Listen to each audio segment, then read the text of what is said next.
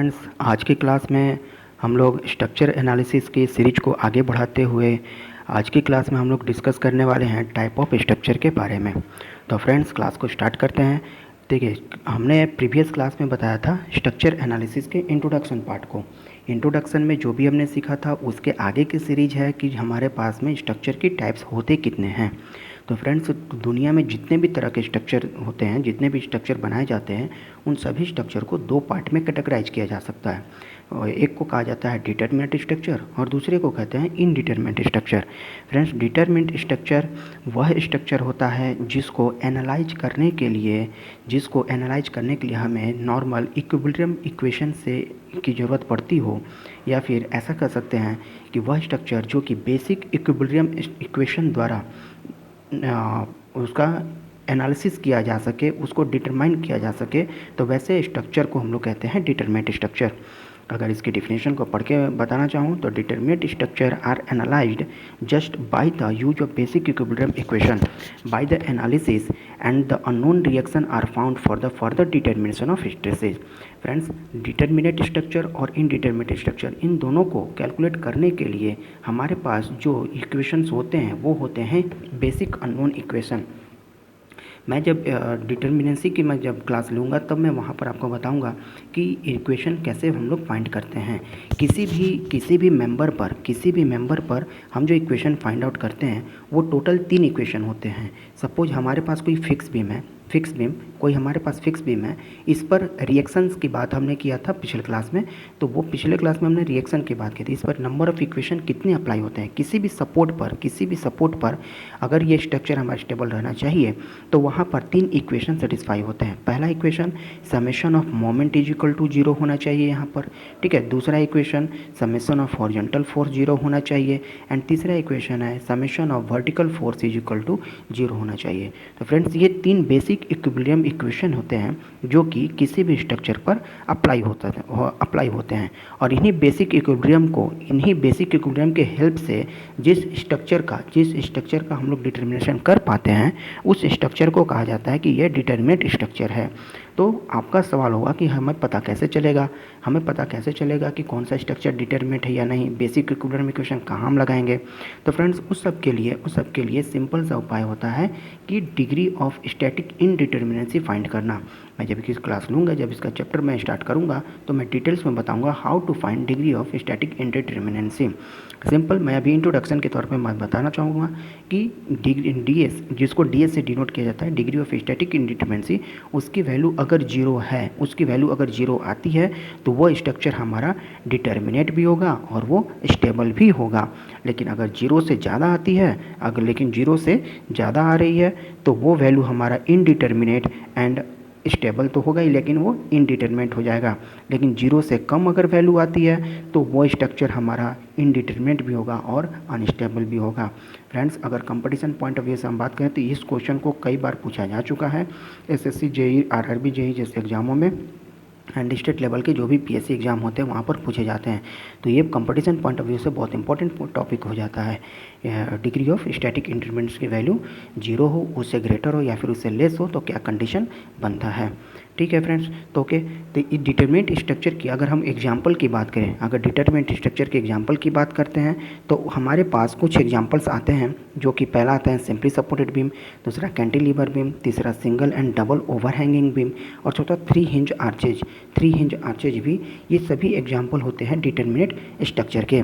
देखिए फ्रेंड्स, इसमें सिंगल और डबल ओवरहैंगिंग बीम की बात किया गया है। मैंने पिछले क्लास में हमने सिंगल डबल ओवरहैंगिंग बीम के बारे में बताया था कि ऐसा बीम जिसमें सपोर्ट के अलावे जैसे यहाँ पर सपोर्ट है तो सपोर्ट विदाउट सपोर्ट हमारा स्पैन यहाँ पर भी दिख रहा है, विदाउट सपोर्टिंग स्पैन यहाँ भी दिख रहा है। तो इस तरह के बीम को हम लोग कहते हैं double overhanging beam. Okay, double overhanging beam इस बीम को कहेंगे। अगर हमारे पास एक सपोर्ट यहाँ लगा हुआ है, एक सपोर्ट यहाँ लगा हुआ है, तो इस तरह के बीम को कहेंगे सिंगल ओवरहैंगिंग बीम। मतलब ये कि एक तरफ से हमारा क्या है, ओवरहैंग है, मतलब विदाउट सपोर्टिंग स्पैन है। तो ये होता है हमारा डबल ओवरहैंगिंग बीम। तो इसका जो डिफिनीशन है, डिटरमिनेंट स्ट्रक्चर के जो एग्जांपल होते हैं वो simply supported beam, cantilever, single and double overhanging and 3 hinge arch होते हैं। तो ये थे फ्रेंड्स डिटरमिनेट स्ट्रक्चर के बारे में। अब दूसरा इसका टाइप्स है indeterminate structure. Indeterminate structure friends वो स्ट्रक्चर होते हैं जिनको बेसिक इक्विलिब्रियम इक्वेशन द्वारा फाइंड नहीं किया जा सकता है, मतलब उनका एनालिसिस नहीं किया जा सकता है। उनको एनालाइज करने के लिए एक्स्ट्रा कंडीशन की रिक्वायर्ड होती है जिसको कंपेटिबिलिटी कंडीशन कहा जाता है।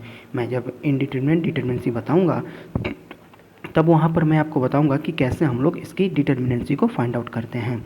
ठीक है फ्रेंड्स, हमारे पास दो स्ट्रक्चर होते हैं। टोटल जितने भी स्ट्रक्चर है उसमें से जिस टाइप होते हैं वो सिर्फ दो टाइप के स्ट्रक्चर होते हैं। पहला होता है डिटरमिनेट और दूसरा होता है इनडिटरमिनेट।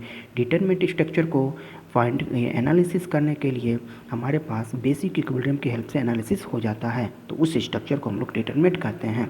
और जो स्ट्रक्चर बेसिक इक्विलिब्रियम इक्वेशन द्वारा एनालाइज ना हो पाए, डिटरमाइन नहीं कर पाएँ, तो उसको कहेंगे हम लोग इनडिटरमिनेट स्ट्रक्चर। या फिर दूसरे शब्दों में कहें तो जिस स्ट्रक्चर के लिए डिग्री ऑफ स्टैटिक इंडिटरमिनेंसी जिसको डी से डिनोट किया जाता है उसकी वैल्यू अगर 0 के बराबर आती है तो वो डिटरमिनेट हो जाता है। अगर 0 के बराबर नहीं आता, उससे कम या ज़्यादा हो, तो वो इनडिटरमिनेट स्ट्रक्चर कहलाता है।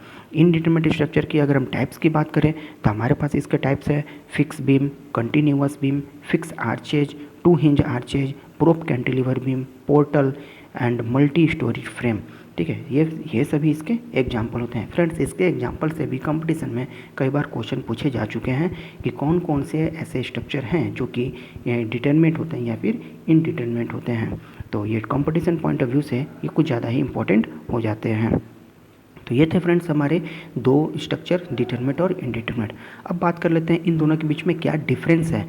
फ्रेंड्स, अगर आप में से कोई सेमेस्टर एग्जाम में इनरोल है तो उसके लिए ये डिफरेंस बहुत इंपॉर्टेंट हो जाता है, क्योंकि उनको फाइनल एग्जाम में, यूनिवर्सिटी एग्जाम में ये पूछा जाता है डायरेक्टली।